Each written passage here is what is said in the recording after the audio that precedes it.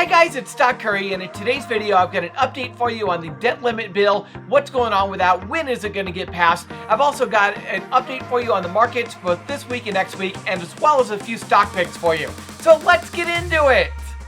Alright, first of all, regarding the debt limit bill, it already got passed by the Senate last week. However, now it's got to move on to Congress where it's going to get voted on there.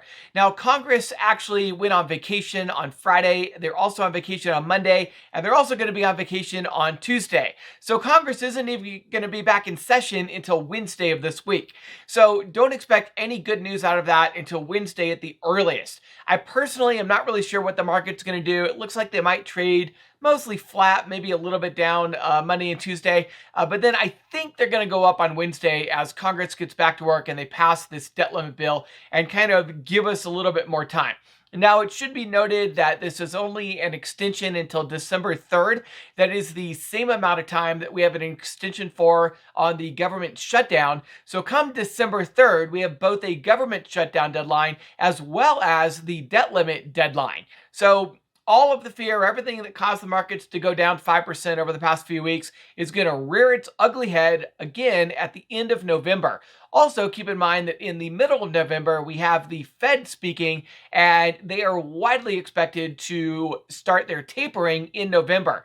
Now, keep in mind that a lot of people saw a bad jobs report numbers on Friday, and they thought that maybe that would cause the Fed to perhaps delay their tapering. However, most economic analysts, they don't think that the jobs numbers were bad enough to cause the Fed to delay their tapering. They still think the Fed is going to start tapering in November. So what does that mean for the markets? Well, it means probably flat, maybe a little bit down on Monday and Tuesday. We probably get green going into Wednesday, Thursday, Friday. And then a lot of people, if we look at the historical, we saw the historical charts going back 20 years that showed the markets would start going down on September 17th. That is exactly what we saw. It was dead spot on. Now, those same charts show that on average over the last 20 years, the markets will start going back up on October 26th. However, this year, I think we're going to be in a little bit of a different boat because we did not fix our government spending and debt problems this time. We delayed them. So I personally think we're probably going to have a rise through the end of October, and then we start seeing the markets go down again in November. Keep in mind, we still have not had a correction in September of last year in the S&P. So we're talking it's been over a year without a correction. Normally we get 3 per year. So I think we have a really good chance of getting that correction in November into December. So keep your eyes out for that. It looks like at least from the middle of November through the beginning of December, it's going to be another downturn in the markets. But for now, it looks like for the rest of October and into the beginning of November, we may actually have a nice run back up. Okay, I apologize for not being here for you guys on Friday. I ended up getting a really bad bacterial infection when I was out hiking, and it was getting worse and worse and worse, and the stuff the doctors were giving me just was not working, and by Friday, it was just so painful I couldn't do anything. So I ended up going back to the doctors, got some new prescription meds, and those seem to be working a little bit better. I'm finally starting to get better. So no baby yet. Psych, it was just a test. If you guys want to know what's going on and why a video might not be going out one day, all you got to do is check the community tab. I'll always post on there if I don't have a video coming up. I also post on Twitter and Facebook, and so you can follow me on Twitter and Facebook at Real Scott Curry. Keep in mind, on Twitter and Facebook, I also post all of my trades free of charge. So everything I buy and sell, I post it on there within minutes of making the trade. You can follow me on Facebook at facebook.com/RealScottCurry, and you can follow me on Twitter at twitter.com/RealScottCurry. Again, don't have to pay for anything, totally free. You get all my buys and sells free of charge. I'm not really going to charge you guys for information that I can provide. Okay, let's get into the stock picks. For those of you guys who are new to this channel, my name is Stock Curry. I used to work as an analyst for some large investment banks, and now I analyze stock picks on YouTube. Every day I spend hours and hours and hours watching YouTube videos, and then I consolidate all of the stock picks from the top YouTubers, and I put them together into a single video. I give you both the cliff notes on their stock picks as well as my analysis on their stock picks. Now, if anything I talk about today piques your interest, make sure you listen to who I say talked about that stock, and then go watch their video to get the full details on what they said. Now, Now, all I ask for putting all of this together for you guys is that you hit that like button, subscribe, and follow the page so that you can get notified when I release my next video. In fact, I'll give you 5 seconds to do that right now.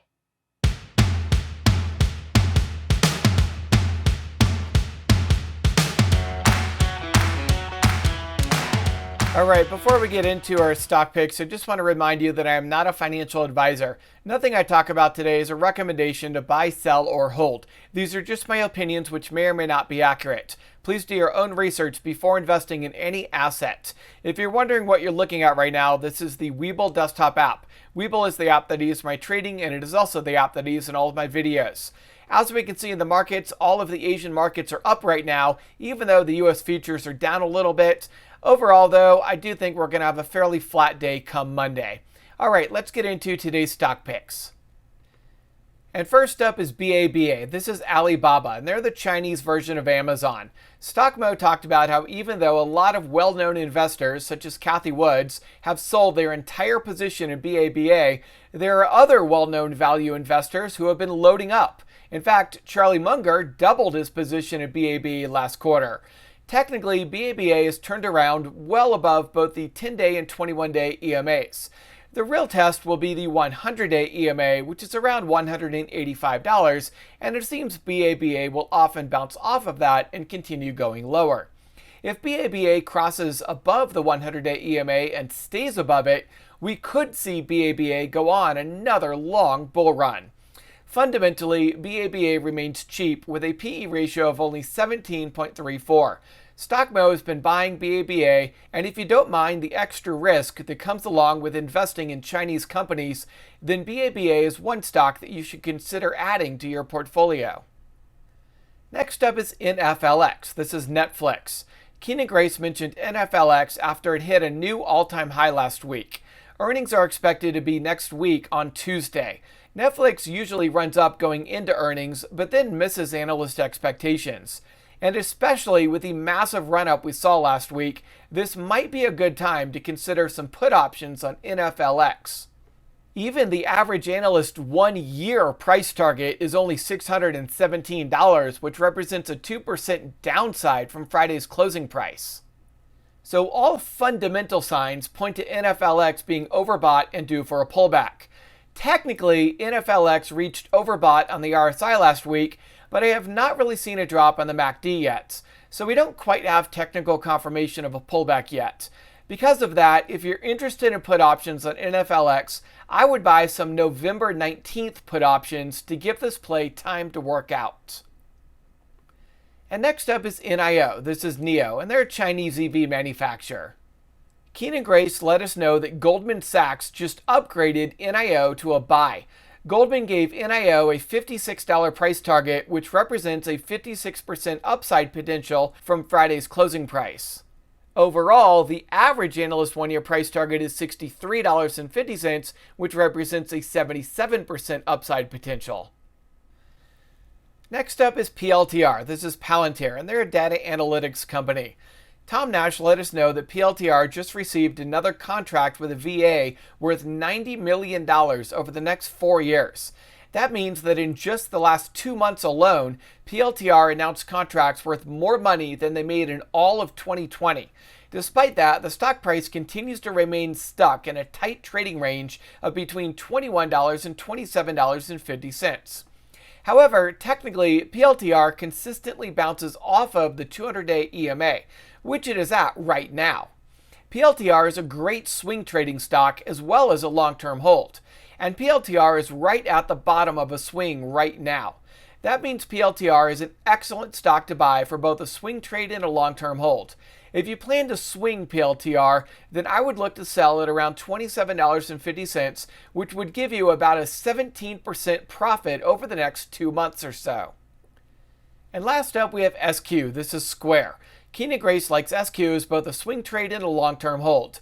SQ still maintains a high PE ratio of 126.78, but that is backed up by an equally impressive revenue growth of over 100% last year and even more this year.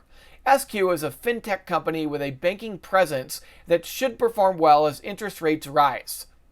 Because of the massive growth SQ is seeing, Jefferies just upgraded SQ to a buy and gave it a $300 price target. That represents a 25% upside potential from Friday's closing price. Overall, the average analyst one-year price target is $315, which represents a 32% upside potential. Alright, I hope you enjoyed this video and get a lot out of it. Comment down below what your favorite stock pick is. And if you're looking for a broker to trade with, you can sign up for Webull using my link in the description below.